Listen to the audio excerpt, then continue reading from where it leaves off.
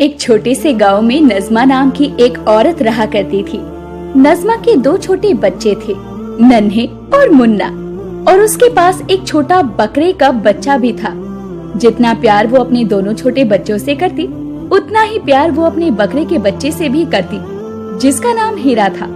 हीरा और उसके दोनों बच्चे अभी बहुत छोटे थे और नज़मा बहुत ही ज्यादा बीमार रहा करती, जिसकी वजह से उसे अपने दोनों बच्चों और बकरे के बच्चे की बहुत ज्यादा चिंता सताया करती।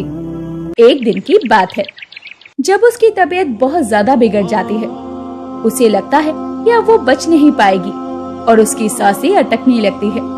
तो वो अपनी सहेली रेशमा से कहती है, रेशमा, मेरी बात ध्यान से सुनो। मेरा समय नजदीक आ गया है, अब मैं बचूंगी नहीं। इसीलिए मैं अपने दोनों बच्चे और इस बकरे के बच्चे की जिम्मेदारी तुम्हें सौंप कर जा रही हूँ। तुम इनका अच्छे से ध्यान रखना और इन्हें किसी भी चीज की तकलीफ मत होने देना। और जब ये बकरे का बच्चा बड़ा हो जाए तो तुम इसकी कुर्बानी दे देना। नज़मा, तुम ये कैसी बातें कर रही हो? तुम्हें कुछ नहीं होगा। अरे नहीं रेशमा, अब मेरे बचने की उम्मीद नहीं है। तुम इनके अब्बू से निकाह कर लेना। नज़मा ये बोल ही रही थी कि तभी उसकी सांसें अटकने लगती है। रेशमा, मेरे दोनों बच्चों का अच्छे से ख्याल रखना और इस बकरे की कुर्बानी देना। खुदा हाफिज। ये कहकर वो अपना दम तोड़ देती है और अल्लाह को प्यारी हो जाती है और उसका इंतकाल हो जाता है। और फिर कुछ ही दिनों बाद रेशमा अपनी सहेली नज़मा के शौहर से निकाह कर लेती है और उन दोनों बच्चों की सौतेली माँ बन जाती है। एक दिन की बात है, नज़मा के दोनों बच्चे भूख की वजह से रो रहे थे। कमबख्त, ठीक से तैयार भी नहीं होने देती, जब देखो रोते रहते हो। इन्हें तो मैं अच्छे से सबक सिखाती हूँ। फिर वो दोनों बच्चों को ले जाकर एक कमरे में बंद कर देती है और वापस से आकर तैयार होने लगती है। उसकी हरकतों को उनका बकरा हीरा देख रहा होता है। या अल्लाह, ये कैसी माँ है जिसे छोटे से बच्चों पर जरा भी रहम नहीं आता। ए मेरे परवरदिगार, रहम कर, इन छोटे बच्चों पर रहम कर। बेचारा हीरा बेबस था, वो चाहकर भी कुछ नहीं कर सकता था। फिर जैसे ही उसके शौहर रफीक का आने का समय होता है, चुप हो जाओ मेरे बच्चों, चुप हो जाओ। तुम्हें भूख लगी है ना? माँ भी तुम्हारे लिए दूध लेकर आएगी। फिर रेशमा रसोई में जाती है और वो दूध में पानी मिलाकर बच्चों के लिए लेकर आती है। फिर रेशमा पानी मिला हुआ दूध लाकर बच्चों को पिला देती है। मेरे नन्हे मुन्ने बच्चे, मुझे पता है तुम्हें भूख लगी है, अब जल्दी से दूध पी लो। रेशमा मन ही मन कहती है, इन्हें तो ऐसे ही पानी वाला दूध मिलना चाहिए, जैसे कि दूध फ्री में आता होगा।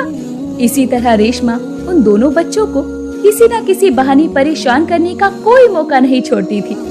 एक दिन की बात है, रेशमा खाना खा रही होती है। माँ, भूख लगी है, सुबह से कुछ नहीं खाया है, कुछ खाने को दे दो माँ। माँ, बहुत भूख लगी है, भूख से मुझे चक्कर आ रहे हैं। माँ, आहा, भूख लगी? काम क्या तुम्हारा बाप आकर करेगा? पहले जल्दी से तुम दोनों झाड़ू लगाओ, फिर कुछ खाने को मिलेगा। पर माँ, हम झाड़ू कैसे लगाएंगे? हम तो बहुत छोटे हैं ना।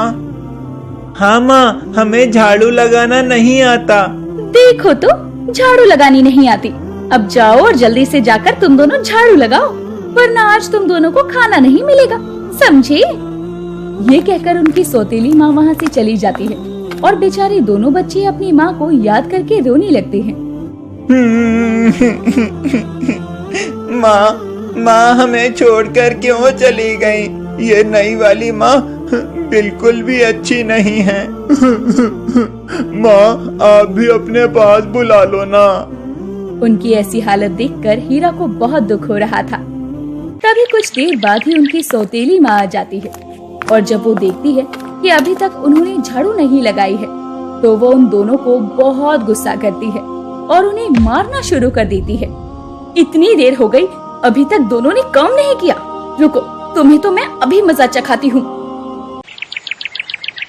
माँ, बहुत धूप है, हमें धूप में मत छोड़ो, हम अभी आपका सारा काम कर लेंगे। तुम दोनों इसी के लायक हो, अब मरो इस धूप में। ये कहकर उनकी सौतेली माँ गुस्से में वहाँ से चली जाती है। उन दोनों बच्चों को इस तरह धूप में झुलसा देखकर हीरा से रहा नहीं जाता। और वो चुपके से जाता है और उन दोनों बच्चों के हाथ खोल देता है। हीरा, मेरे भाई, तुम कितने अच्छे हो। आज अगर तुम हमें नहीं बचाते तो हम तो मर ही जाते। मेरे भाई, मेरे होते हुए तुम्हें कुछ नहीं हो सकता। मैं तुम्हें कुछ नहीं होने दूंगा। हीरा भाई, हमारी सौतेली माँ हमारे साथ ऐसा बर्ताव क्यों करती हैं? उन दोनों की ऐसी हालत देखकर हीरा अल्लाह से दुआ करता है। ऐ मेरे खुदा, मेरे मालिक, मदद कर, मेरे भाइयों की मदद कर, मेरे मासूम भाइयों को यूं ना तड़फा। देख, अगर तूने इनकी मदद नहीं की तो मैं तुझसे नाराज हो जाऊंगा। दोनों बच्चे भूखे थे तो हीरा उन दोनों के लिए रसोई से खाना लाता है और उन्हें खाने को देता है। हीरा, तुम कितने अच्छे हो। हाँ हीरा भाई, तुम बहुत अच्छे हो। तुम हमें छोड़कर कभी मत जाना। कुछ ही देर में रात हो जाती है तो सभी लोग सो जाते हैं, पर हीरा को नींद नहीं आ रही थी। वो दोनों बच्चों के लिए सोच सोच कर परेशान हो रहा था। वो खुदा से दोनों बच्चों के लिए दुआ करने लगता है। ऐ मेरे खुदा, मेरे परवरदिगार, मदद कर, इन मासूम बच्चों की मदद कर। देख, अगर तूने इनकी मदद नहीं की तो मैं तुझसे नाराज हो जाऊंगा, फिर कभी तेरा नाम नहीं लूंगा। तभी आसमान से एक रोशनी आती है और हीरा में समा जाती है, जिससे उसे ताकत मिलती है। तभी एक आवाज आती है, तुम इन मासूम बच्चों की मदद कर सको। फिर कुछ ही देर में सुबह हो जाती है। उठो, तुम्हारे बाबा अब गए। उठकर जल्दी से घर का सारा काम करो, नहीं तो तुम्हें खाना नहीं मिलेगा। बेचारे बच्चे उठते ही बिना कुछ खाए पिए काम में लग जाते हैं। फिर जब दोपहर होती है तभी उसका शौहर उससे पूछता है, बच्चों, खाना खाया क्या? अभी उनका बाबा उनसे पूछ ही रहा था कि तभी रेशमा बोल पड़ती है, आप ना कैसी बातें करती हो? ये दोनों इतनी देर तक भूखे रहने वाले हैं क्या? अरे ये तो सुबह से 2 बार खा चुके हैं।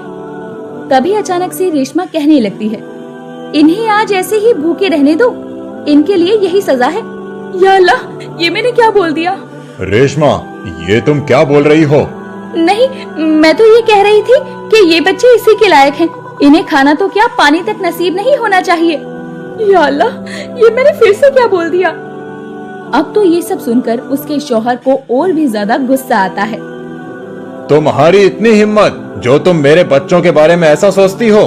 रेशमा मन ही मन सोचती हुई बोल रही थी, या अल्लाह, ये मेरे साथ क्या हो रहा है? मैं आज तक जो इन बच्चों के साथ करती आई हूँ वो सब मैं सच कैसे बोल सकती हूँ? तभी अचानक से फिर से वो कहने लगती है, इन दोनों को तो धूप में हाथ पैर बांधकर खड़े कर देना चाहिए, जैसे मैं आज तक करती आई हूँ। रेशमा, क्या तुम मेरे बच्चों के साथ ये सब करती आई हो? और मैं समझता था कि तुमसे अच्छी माँ दुनिया में कोई हो ही नहीं सकती। मैं समझता था कि तुमने बच्चों की माँ बनकर नज़्मा की कमी पूरी कर दी, पर मैं गलत था। अजी, ये बच्चे तो मुझे शुरू से ही पसंद नहीं थे। मन तो करता है इन्हें कहीं दूर जंगल में छोड़ाऊं। रेशमा ने आज तक बच्चों के साथ जो भी किया था वो सब शौहर के आगे खुद ही उगल देती है और उसकी सच्चाई उसके शौहर के सामने आ जाती है। ये सब सुनकर रेशमा का शौहर आग बबूला हो जाता है और उससे गुस्से में बोलता है, ए पागल औरत, तुझे जरा भी दया नहीं आई इन मासूम छोटे बच्चों पर जो तू इनके साथ जुल्म करती आई है? जुल्म कैसा? इनकी माँ तो मर गई और छोड़ गई इन बच्चों को और इस बकरे के बच्चे को मेरे हवाले।